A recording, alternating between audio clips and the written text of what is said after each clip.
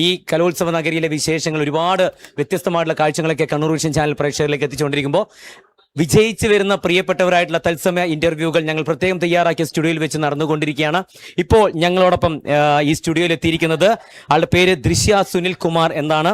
Mambaram higher secondary school.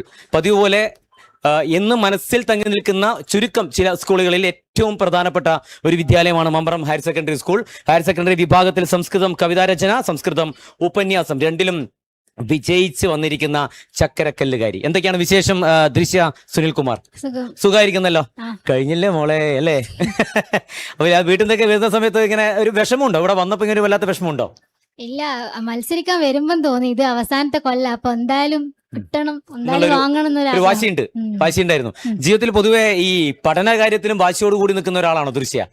എല്ലാം വളരെ വാശിയാണ്. ഓക്കെ, വരുന്ന സമയത്ത് പ്രത്യേകിച്ചും ഈ സംസ്കൃതം കവിതാരചന, സംസ്കൃതം ഉപന്യാസം, നമുക്ക് നേരത്തെ പ്രെഡിക്റ്റ് ചെയ്യാൻ പറ്റാത്ത ഒരു കാര്യം.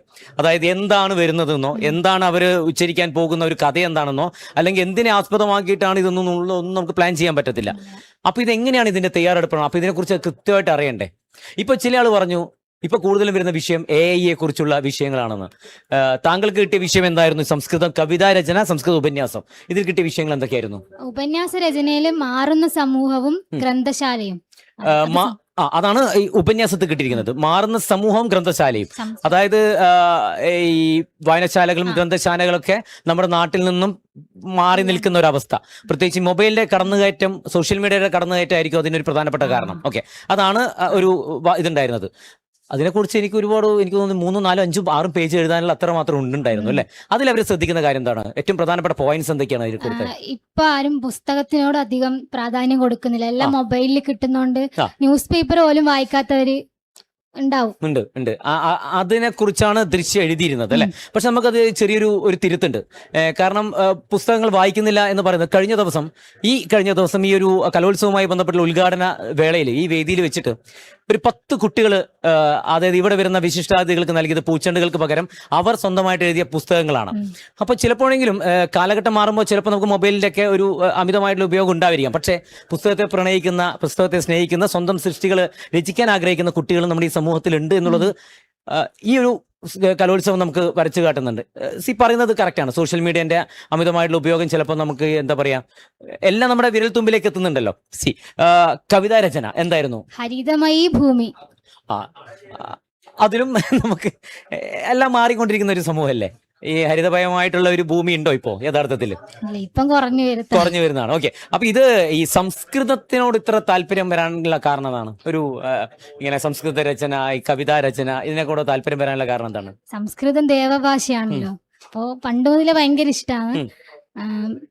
മലയാളത്തിൽ പണ്ട് പോയിരുന്നു, പിന്നെ സംസ്കൃതം കുറച്ചും കൂടി താല്പര്യം, കുറച്ചും കൂടി നല്ലതാവാൻ തുടങ്ങിയാൽ അതിൽ തന്നെ ഫോക്കസ്. ഈ കഥാരചനയില് മലയാളത്തിനേക്കാൾ ഇത്തിരി കൂടി ഈസി ആയിട്ടുള്ള കോമ്പറ്റീഷൻ ആണോ സംസ്കൃതത്തിൽ വരുന്നത്? അങ്ങനെ തോന്നിയിട്ടുണ്ടോ? ചോദിച്ചാ എല്ലാ സബ്ജക്റ്റിൽ നിന്നും ആൾക്കാർ, സ്റ്റുഡൻസ് ഉണ്ട്. എനിക്ക് കുറച്ചും കൂടി അതിലായോണ്ട് കംഫർട്ട് ആയിരിക്കുന്നത് സംസ്കൃതത്തിലാണ്. ഓക്കെ, ഇനി വേറെ ഏതെങ്കിലും മത്സരത്തിലുണ്ടോ? ഇല്ലില്ല, ഇത് ഈ 2 മത്സരം കഴിഞ്ഞത് മിനിഞ്ഞാന്നാണ് അല്ലെ? ഓക്കെ. ഇനി വേറെ മത്സരങ്ങളിലായിട്ടൊന്നും ഇല്ല. പഠനമൊക്കെ എങ്ങനെ പോകുന്നുണ്ട് ദൃശ്യ? നന്നായി ഹാപ്പി ആയിട്ട്? ആരൊക്കെയാ വന്നിരിക്കുന്നത്? കൂട്ടുകാരൊക്കെ വന്നിട്ടുണ്ട്? അമ്മയും കസിൻ ചേച്ചിയും വന്നിട്ടുണ്ട്, പിന്നെ ടീച്ചേഴ്സ് ഉണ്ട്, സാറും. ഓക്കെ. ഇനിയിപ്പോ പോകേണ്ടത് നേരെ സംസ്ഥാനത്തേക്ക് പോകണം അല്ലെ? ആദ്യ പ്രാവശ്യമാണോ സംസ്ഥാനത്തേക്ക് പോകുന്നത്? ഞാൻ 10th മുതൽ പോകുന്നുണ്ട്. 10th മുതലേ ഉണ്ടല്ലേ? ശരി. അപ്പൊ എന്തായാലും അവിടെ പോയിട്ട് നന്നായിട്ട് പെർഫോം ചെയ്യുക. എല്ലാവിധ ഭാവങ്ങളും നേരുകയാണ്. തീർച്ചയായിട്ടും നല്ല പുസ്തകങ്ങളും നല്ല സൃഷ്ടികളൊക്കെ ഉണ്ടാവട്ടെ. ചിലപ്പോൾ ഈ മൊബൈലിന്റെ ഒക്കെ കാലഘട്ടം ചിലപ്പം അവസാനിച്ച് പിന്നെയും പഴയ കാലത്തിലേക്ക് വരാം. കാരണം ഇപ്പൊ വേദികൾ എന്ന് പറയുന്നത് തന്നെ ഗാനമേളയൊക്കെ മാറിക്കൊണ്ടിരിക്കുകയാണ്. ഇപ്പൊ പഴയകാല നാടകങ്ങളൊക്കെ വീണ്ടും വേദിയിലേക്ക് വന്നുകൊണ്ടിരിക്കുക. പഴമയെ ഇഷ്ടപ്പെടുന്ന ഒരുപാട് പുതിയ തലമുറകളും ഉണ്ട് എന്നുള്ളത് കൂടി നമ്മൾ മനസ്സിലാക്കുക. അപ്പൊ എല്ലാവിധ ആശംസകളും നേരുന്നു. ഒരുപാട് സംസാരിക്കാണ്ട്, പക്ഷെ നമുക്ക് ഒരുപാട് വിജയിച്ച് വരുന്നവരുമായി ബന്ധപ്പെട്ടുള്ള ഒരുപാട് കാര്യങ്ങളൊക്കെ സംസാരിക്കാണ്ട്. Thank you so much. അപ്പൊ എന്തായാലും ഒരുപാട് സന്തോഷം. സംസ്ഥാനത്ത് പോയിട്ട് ഞങ്ങൾ സ്പെഷ്യൽ അന്വേഷണം പറയണം കേട്ടോ, കണ്ണൂർ വിഷന്റെ. ഓക്കെ, അപ്പൊ ഗ്രീൻസ് നൽകുന്ന സ്നേഹം നിറഞ്ഞ സമ്മാനമാണ്. പഠിത്തവും നല്ല രീതിയിൽ തന്നെ മുന്നോട്ട് പോട്ടെ.